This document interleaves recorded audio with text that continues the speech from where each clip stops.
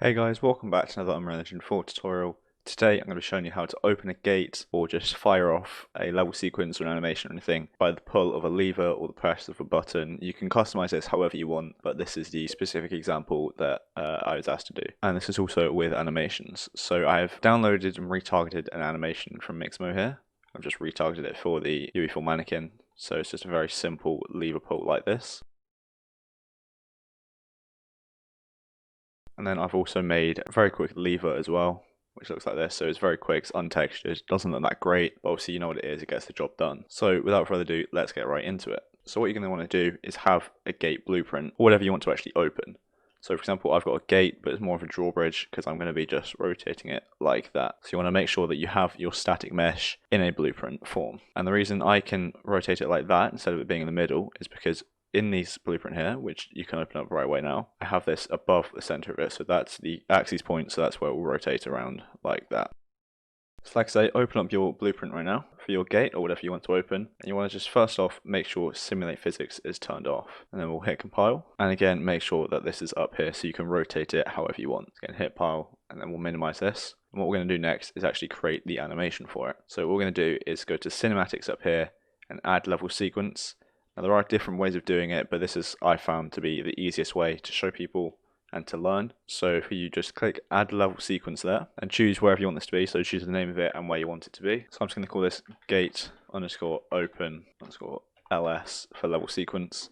I'm just going to put this in the gate folder that I have there. So if I hit save, and we should have that in, and then this should open up straight away. Just minimize this a little like that. Make sure that you then reselect the gate that you want to open. So I'm just going to move this over here like that. So again, make sure it's selected, get a little bigger maybe. Actually, I'm just going to maximize this. And up here, you can hit plus track, actor to sequencer, and add gate underscore BP, or like I say, whichever one you are using it on. So what you just selected. So add that, and then again, hit the plus track, this time on the gate, and hit plus there, and go to transform and select that.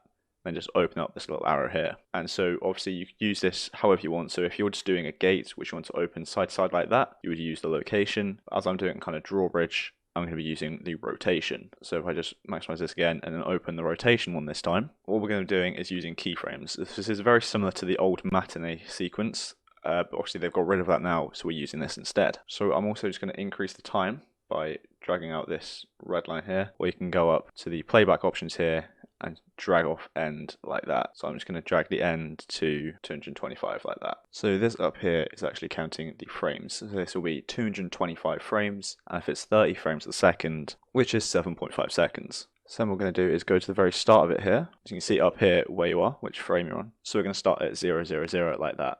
So what we're going to do is add a keyframe to where it is now. So the starting position, I want to be fully up like that. So that's how it is now. And because I'm rotating it on the x-axis like this, or the y, sorry, rotating on the y, this was going to be the pitch. So I just hit the little button in between the arrows there for pitch, which adds a new keyframe there of this position. And then if I just drag this all the way out to the end of where I want this to be, like that, and then if I just rotate this into the open position I want it to be in. So now at the end, this is how you want it to be at the end of your animation. So that's how I want it to be. And then if it doesn't do it already, add a new keyframe like that. So again, press that button. And then what you want to do is right click on this track. So the blue area here, just right click, go to properties and do when finished, keep state, which means it will stay in the position that it ends in. Otherwise it will just reset back to the start. So hit save up here. And what we're going to do is just close this, and then we're going to open a level blueprint. So I'll go to blueprints, open level blueprint, just minimize that like that, move it over, and then we're just going to drag a reference to this in. So we have it there. Select level sequence and just drag that into the level blueprint there. And then what we're going to do is drag off of this and get sequence player like this. So the bottom one down here under playback, get sequence player. And we're going to drag off of this and just get play. So you can either play reverse, play loop, whatever.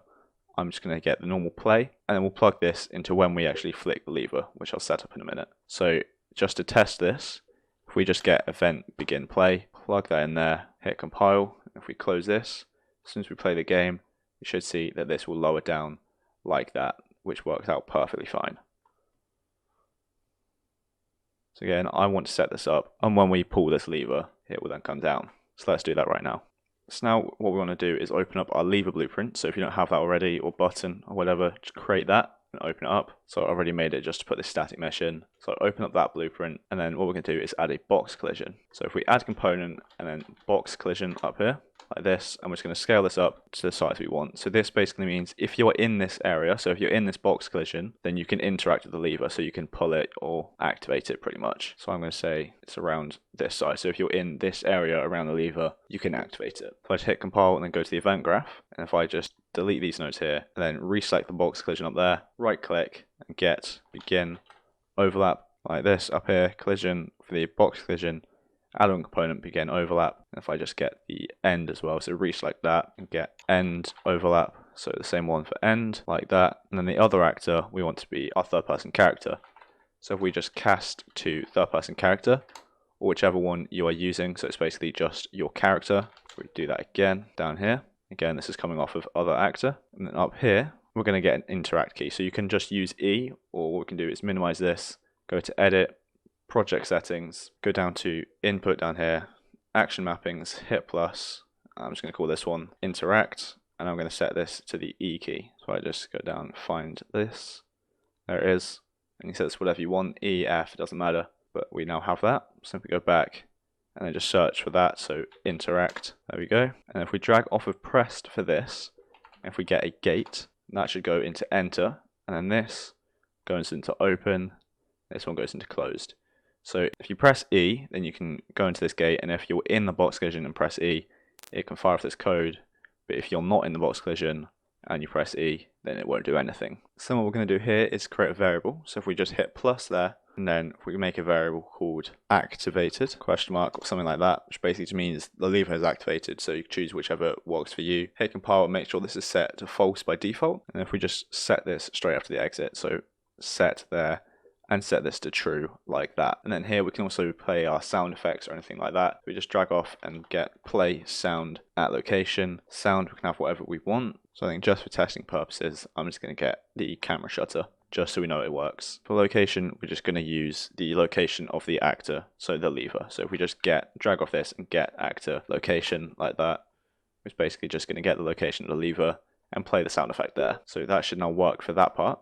So now if we go back to the level blueprint, so the third person example map, delete event begin play, drag off this and get event tick like this. And actually we will also be needing event begin play as well, so just get that back, sorry. So event begin play, drag off of this and get all actors of class. For the actor class, we're going to be choosing our lever or lever, so lever blueprint there, whichever one you have. And then the out actors is just going to be get a copy, that function there under array. And drag off the get all actors of class, and we're going to cast to that blueprint. So cast to lever or lever blueprint, whichever one you have. The object is then that get there. Then as lever BP, we're just going to get the variable we created, which I called activated. So if we get activated like that, then I'm just going to simply promote this to another variable called activated question mark. So the exact same thing like that. And then just plug that into there. And actually with this, you don't need to cast that actually. Sorry, you can just plug that straight in there. So you can just do that straight away. And the reason we're doing this off event begin play instead of event tick is so that it's not casting to that blueprint every single frame.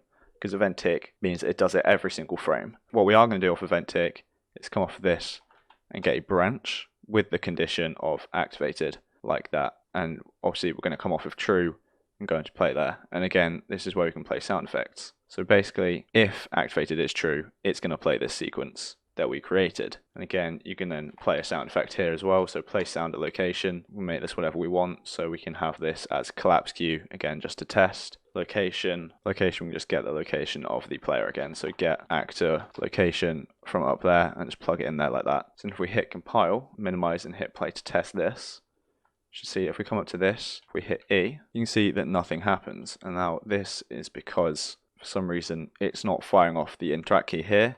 So what we do, if just to test this, if we then go off event begin play, just a bit of troubleshooting, off this and just enable input like that. The target of player character, so get player character, and then the player controller, obviously get player controller. Sorry, you don't need to put the player character in the target there, just the player controller in the player controller down there. So we compile, minimize and hit play to test this again. So if we hit E, we get the sound effect, and it hasn't played this yet, but we do get the sound effect. And the reason it didn't work is because I said to set this on event begin play, not event tick. but actually we do need to be doing that off event tick as well. So if we just drag this out here and just put the set in down here, put set there, put that into the branch there like this should now solve the issues. Just drag that down there to make it look a bit nicer. So what we're actually going to do is just redo this part here. So if we just move this up and just disconnect these like that, what we're going to do is just move this down. We'll move the event tick up, move these down. We're going to leave this part up here actually. So if it's like that, then we're just going to move this over here, disconnect true, and off true we're going to make a new variable. So hit variable and call this one completed, question mark, and then we're just going to set this off of true as well. Drag that out actually and get another branch off true, sorry. So get another branch, put that one into false. Condition of this is going to be completed, no, then set completed to true. So tick that there, and then this is going to come into the play down here. And then this should be the same as what it was beforehand. And then again, this is all the same. So bring that back over here. That goes obviously into there, like so. So let me just run you through this again. We have event begin play, get all actors of class with the lever BP in there, and then get a copy. We're getting activated and setting that off of event tick. So event tick, set activated, and go into branch, and with the condition of activated, off of true, go into another branch, with the condition of completed, off of false, set completed to true, and then we're going to play the sequence there. So now if we hit compile, minimize this, and hit play, we can test if this works. So we hit E on this lever. You heard it play the sound effect for pulling the lever, and then it played the animation, pulled the drawbridge down, and played the sound effect as well. And now we can walk across this, and it works out perfectly. So let me show you that again. We walk over here, we're pressing E here, nothing happens. We walk here, press E. It plays the sound effect for pulling the lever, plays the sound effect for opening the gate, and then opens the gate as well. And this still has all the collision, so we can just walk over this perfectly, like so. So let me just show you everything again. This is what this looks like, the lever looks like, and what the gate. We haven't got anything in there. So now we can actually add the animation as well. I forgot about that. This is very simple. We just right click our animation, go up to create anim montage, hit enter like that, and then we're going to open up our character blueprint. So go to third person BP, blueprints, third person character, whichever one you have, and then just off of event begin play, we're going to get this, and again get all actors of class with the actor class of the lever or lever BP. Out actors is get a copy like so, and then out of this we're going to simply just get activated again like we did earlier. So get activated, and then this is going to go into a branch like this, so plug the branch in there like that. So if activated is true, we're going to go into another branch, and then out of this we're going to set a variable, so hit plus variable. This is going to be called completed, so it's very similar to what we've done in here, but we just need to do in the player blueprint this time instead. So completed again in the condition, and then we'll set that off of false like that, and we'll set it to true like so. And then out of this we're simply just going to do play anim montage like that. Target itself, anim montage, will be the montage we just created. So mine's pulling lever montage like so.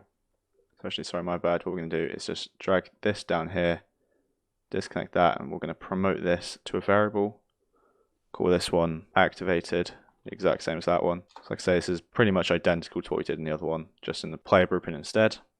And then get event tick like so. Plug that into that branch there, and now we should be good to go with this. So it should look something like this. Event begin play, cast to it, get activated, set activated, actually activated goes in to event tick as well, like this. And then again, obviously, adds the condition to that branch there. So now we should be good to go with this. So it should look something along these lines. Event begin play, get all active class, get activated, and then under event tick we set activated, and then for the branch activated true, another branch completed false, set completed to true, play anim montage of our pulling lever montage. So now if we compile, we need to go into the animation blueprint. So go back to content, our anim BP, which for me is mannequin animations third person anim BP. Go back to the anim graph, and then after the state machine here we just drag out and get slot, default slot like that, and then put that into the output pose there. Hit compile and close this. So now this just allows animation montages to be played. Hit play, come over here. When we press E, we should see that we get a sound effect. We play the animation for our character, and then we play the animation of the drawbridge coming down with the sound effect of that as well. So let's test this out.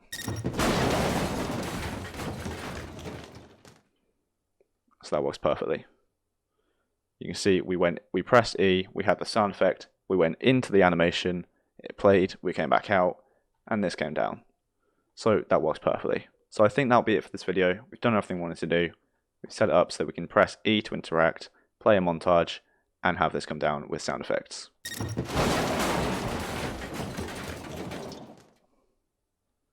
So thank you so much for watching. I hope you enjoyed and I hope you found it helpful. And if you did, make sure to like and subscribe down below. So thank you so much for watching, and I'll see you in the next one.